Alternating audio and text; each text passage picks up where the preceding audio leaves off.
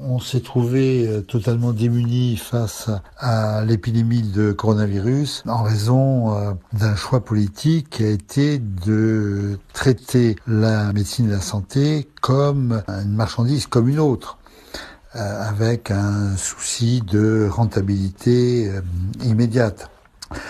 Donc depuis des années, on a traité l'hôpital comme une entreprise, avec un mode de financement à l'activité qui faisait que il fallait surtout pas avoir des lits vides, il fallait travailler à flux tendu et comme tout cela se faisait dans une contrainte budgétaire à partir de 2008, année après année, il faut savoir que, en gros, pendant 10 ans, on a demandé chaque année à l'hôpital 800 millions d'économies.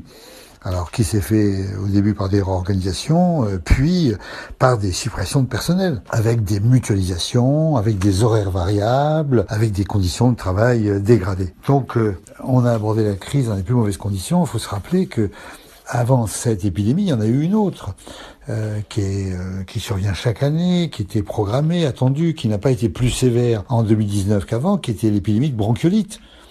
Or, les hôpitaux de Paris se sont trouvés totalement débordés. Il a fallu adresser des enfants en ambulance de réanimation à plus de 200 km de Paris, à Lille, à Angers, à Orléans. C'était jamais vu.